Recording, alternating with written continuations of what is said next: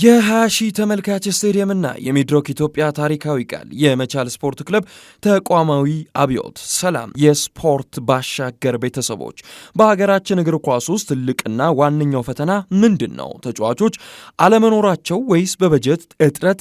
አይደለም። ትልቁ መዋቅራዊ ችግር የመሰረተ ልማትና የቋሚ ሀብት አለመኖር ነው። ባለፈው ሳምንት መጨረሻ አንጋፋ የመቻል ስፖርት ክለብ የሆነን የዓመት የሀገራችንን እግር ኳስ በሽታ የሚቀርፍ ከስፖንሰርሺፕና ከበጀት ጥገኝነት ወጥቶ የራሱን ቋሚ ሀብትና ንብረት ለመገንባት የሚያስችል ታሪካዊ ፕሮጀክት ይፋ አድርጓል። ሚድሮክ ኢትዮጵያ ለመቻል እስከ 20 ሺህ ተመልካች የሚይዝ ስቴዲየም ለመገንባት የገባው ቃል የአዲስ አበባ አስተዳደር የቦታ አቅርቦትና በዋና ጽሕፈት ቤቱ የሚገነቡት የንግድ ሱቆች ምን አይነት ተቋማዊ ትርጉም አላቸው? ዛሬ የመላክ ወልደሰንበትን ይህንን ልዩ ዘገባ በጥልቀት እንተነትነዋለን። አብራችሁን ቆዩ።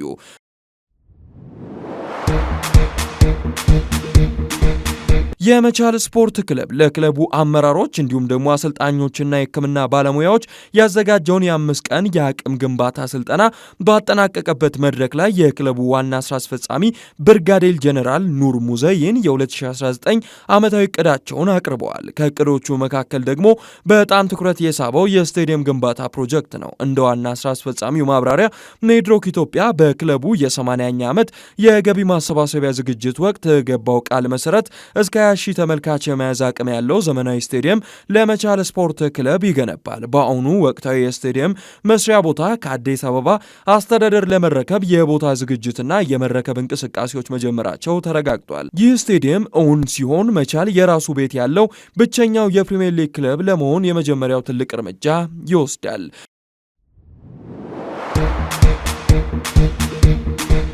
ይህንን ጉዳይ ከስፖርት ባሻገር ስንመለከተው የመቻል እንቅስቃሴ በስቴዲየም ግንባታ ብቻ የሚያበቃ አይደለም።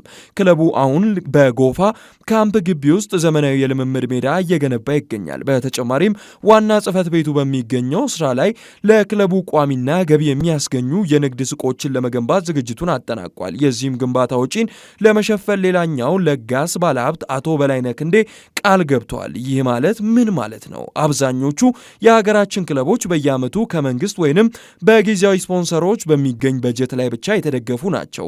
ስፖንሰሩ ሲወጣ ክለቡ ይፈርሳል። መቻል ግን የራሱን ስቴዲየም፣ የልምምድ ሜዳና የንግድ ሱቆች ሲገነባ ቋሚ የገቢ ምንጭ ይፈጥራል። የቤት ሜዳ ላይ የበላይነት ያገኛል።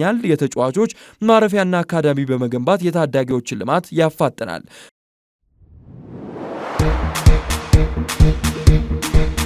የመቻል ስፖርት ክለብ ለአዲሱ የውድድር ዘመን የያዘው የ665 ሚሊዮን ብር በጀት እና ይህ መሰረተ ልማት እቅድ ክለቡ በ2019 በፕሪሚየር ሊግ ውድድር ላይ የዋንጫ ተፎካካሪ ብቻ ሳይሆን በኢትዮጵያ እግር ኳስ ውስጥ የመጀመሪያው ሙሉ ለሙሉ ራሱን የቻለ ፕሮፌሽናል ክለብ ለመሆን የያዘውን ራዕይ ያሳያል። ለመሆኑም የሚድሮክ ኢትዮጵያ ስቴዲየም ግንባታ ቃል ኪዳንና የመቻል የመሰረተ ልማት አብዮት ሌሎችን የሊጉን ክለቦች ከባድ ዋንጫ ፉክክር ውስጥ ወጥተው የራሳቸውን መሰረተ ልማት እንዲገነቡ ያነቃቃል ብላችሁ ታስባላችሁ? ሐሳብና አስተያየቶቻችሁን ኮሜንት መስጫ ሳጥኑ ላይ አጋሩን። ቪዲዮውን ላይክ እና ሼር ማድረጋችሁን አትርሱ። ለቻናላችን አዲስ የሆናችሁ ደግሞ ሰብስክራይብ በማድረግ የደወል ምልክቷን በመጫን ከስፖርት ባሻገር አባል ይሁኑ። በቀጣይ ፕሮግራም እስከምንገናኝ ድረስ ደህና ቆዩ የምንላችሁ የዘገባው አዘጋጅ መላክ ወልደሰንበትና እኔ አቅራቢ መሳይ ተስፋዬ ነኝ።